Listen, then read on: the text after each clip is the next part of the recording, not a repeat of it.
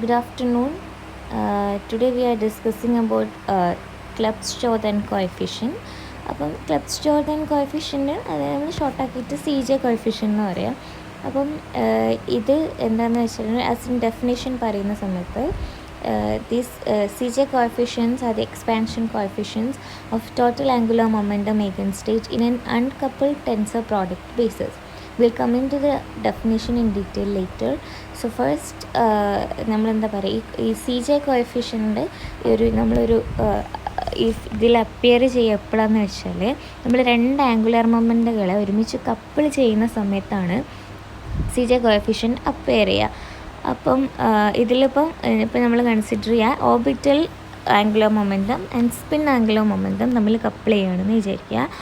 അപ്പം J1 M1 coupled with J2 M2 will give total angular momentum, orbital angular momentum of J and then spin angular momentum of capital M. അങ്ങനെയാണെന്ന് നമ്മൾ വിചാരിക്കുക. അപ്പോൾ നമ്മളൊരു example consider ചെയ്യുക. അപ്പോൾ J1 എന്ന് പറയുന്നത് ഇവിടെ M1 അല്ല M1 ആണ് കേട്ടോ, സോറി ഫോർ ദാറ്റ്. അപ്പം J1 is equal to 1/2 and J2 is equal to 1/2 ആവുന്ന സമയത്ത് ഈ രണ്ട് സംഭവങ്ങൾ നമ്മൾ കപ്പിൾ ചെയ്യാൻ പോവുകയാണ്.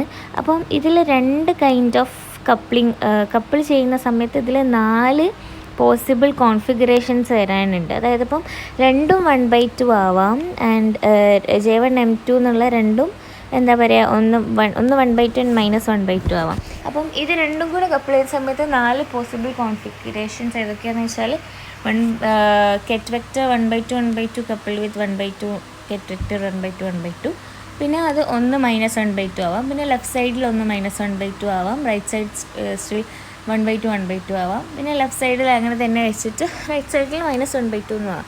ഇത് നമ്മളിനി നൊട്ടേറ്റ് ചെയ്യുമ്പം നമുക്ക് ശരിക്കും up spin down up spin ഫോമിൽ ചെയ്യാം, അപ്പ് സ്പിൻ ഡൗൺ സ്പിൻ ഫോമിൽ ചെയ്യാം. അപ്പം രണ്ടും പോസിറ്റീവ് 1/2 ആണെന്നുണ്ടെങ്കിൽ രണ്ട് ആരോസും അപ്പിലേക്കും, ഒന്ന് പോസിറ്റീവും ആൻഡ് മറ്റു വാല്യൂവിൽ നെഗറ്റീവ് വരുന്നുണ്ടെങ്കിൽ അത് ഡൗൺ സ്പിന്നും ആക്കിയിട്ടാണെങ്കിൽ അങ്ങനെയും റെപ്രസെൻ്റ് ചെയ്യാം. അപ്പം ഇതിന് 4 പോസിബിൾ കോൺഫിഗറേഷൻസ് ഉണ്ട്, അതിന് 4 റെപ്രസെൻറ്റേഷൻസും ഉണ്ട്. അപ്പം ഈ 4 പോസിബിൾ കോൺഫിഗറേഷൻസിനെയാണ് നമ്മൾ എന്താ പറയുക, അൺകപ്പിൾഡ് ടെൻസർ പ്രോഡക്റ്റ്. നമ്മുടെ ഈ ഒരു ഡെഫിനിഷനിലുള്ള അൺകപ്പിൾഡ് ടെൻസർ പ്രോഡക്റ്റ് എന്ന് പറഞ്ഞിട്ടോ is actually this 4 possible configurations and this is simply called as product basis.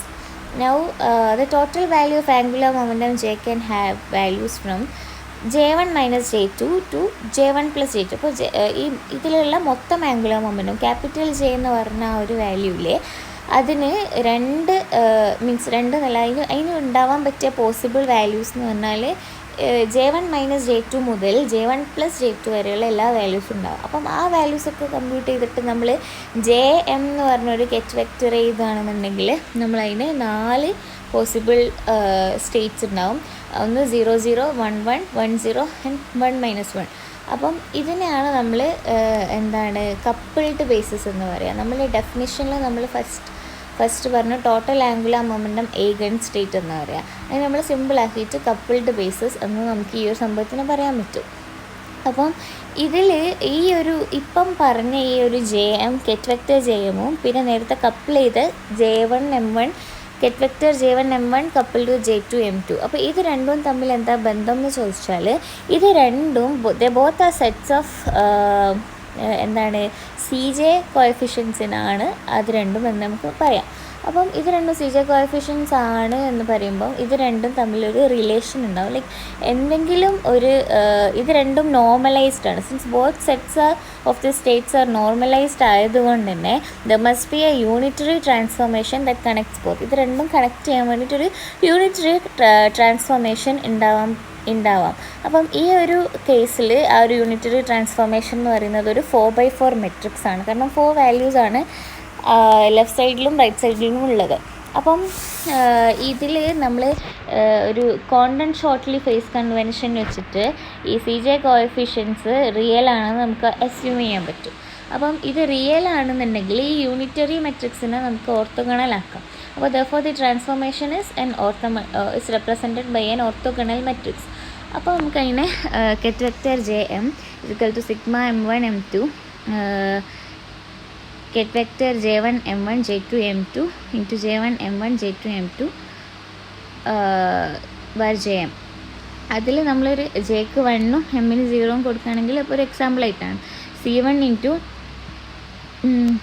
ഇത് നമ്മളിപ്പോൾ അപ്പ് സ്പിൻ തന്നെ വരുന്ന രണ്ടെണ്ണം ഇതിൻ്റെ ket vector C2 into up and down വരുന്നത് C3 into down and up plus C4 into down എന്ന് എഴുതിയാൽ ഈ C1 C2 C3 C4 എന്ന് പറയുന്നത് ശരിക്കും കമ്പോസ് ചെയ്തിരിക്കുന്നത് ഈ എങ്ങനെയാണ്. അപ്പോൾ C1 എന്ന് പറഞ്ഞാൽ ബ്രാ വെക്റ്റർ 1/2 1/2 1/2 1/2 ആൻഡ് 1 0 എന്നുള്ള രീതിയിലായിരിക്കും C1 കമ്പോസ് ചെയ്തത്. അപ്പം ഈ ഒരു C1 കമ്പോസ് ചെയ്തിട്ടുള്ള കൺസിസ്റ്റ് ചെയ്യുന്നുള്ള എല്ലാ വാല്യൂസും എന്താണ് CJ കോഎഫിഷ്യൻസ് ആണ്. അപ്പം ഇതാണ് ക്ലെബ്സ്-ജോർദാൻ കോഎഫിഷ്യൻ്റ് എന്ന് പറയുന്നത്. അപ്പോൾ ഈ ക്ലെബ്സ്-ജോർദാൻ കോഎഫിഷ്യൻസും റൊട്ടേഷൻ മെട്രിക്സും തമ്മിലുള്ള ബന്ധമാണെന്ന് എന്താണെന്ന് വെച്ചാൽ നമ്മളിനി ആംഗുലാർ മൊമെൻറ്റം അഡീഷനെ നമ്മൾ റൊട്ടേഷൻ മെട്രിക്സിൻ്റെ ഫോമിൽ ഡിസ്കസ് ചെയ്യാൻ പോവാണ്.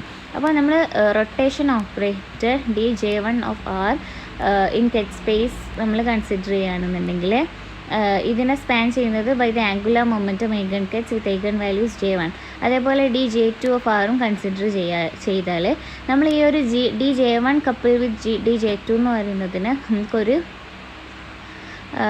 എന്താ പറയുക ഒരു ബേസ് കേറ്റ്സ് ഒക്കെ നമ്മൾ സൂട്ടബിളായിട്ട് ചൂസ് ചെയ്ത് കഴിഞ്ഞാൽ നമ്മൾ അതിൻ്റെ ഒരു മെട്രിക്സ് റെപ്രസെൻറ്റേഷനിലേക്ക് നമ്മളെത്തും. അതിൽ ഡയഗണൽ മെട്രിക്സ് ആണ് അതിൽ വരുന്നത്. അപ്പോൾ ഫസ്റ്റ് അതിലിപ്പോൾ diagonal values J1 + J2 of D J2 and J1 + J2 - 1 J1 + J2 - 2 അങ്ങനെ പോയിട്ട് നമുക്കുള്ളൊരു ഇതേപോലത്തെ ഒരു മെട്രിക്സ് റെപ്രസെൻറ്റേഷൻ കിട്ടും. അപ്പം ഗ്രൂപ്പ് തിയറിൻ്റെ നൊട്ടേഷനിൽ this is written as DJ1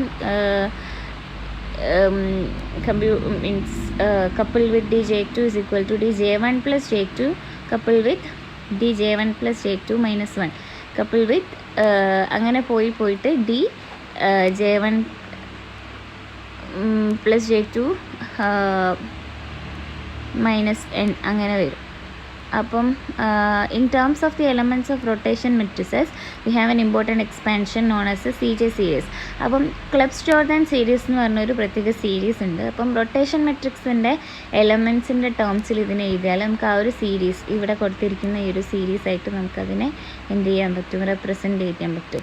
അപ്പോൾ ഇതിൽ കിട്ടിയ ഈ ഒരു ഇക്വേഷൻ്റെ പ്രൂഫ് എന്താണെന്ന് വെച്ചാൽ ഇതിൻ്റെ LHSഉം RHSഉം നമ്മൾ ഇക്വേറ്റ് ചെയ്തിട്ട് അതിൻ്റെ പ്രൂഫ് നമ്മൾ കണ്ടുപിടിക്കും. Okay, so that's it. Thank you.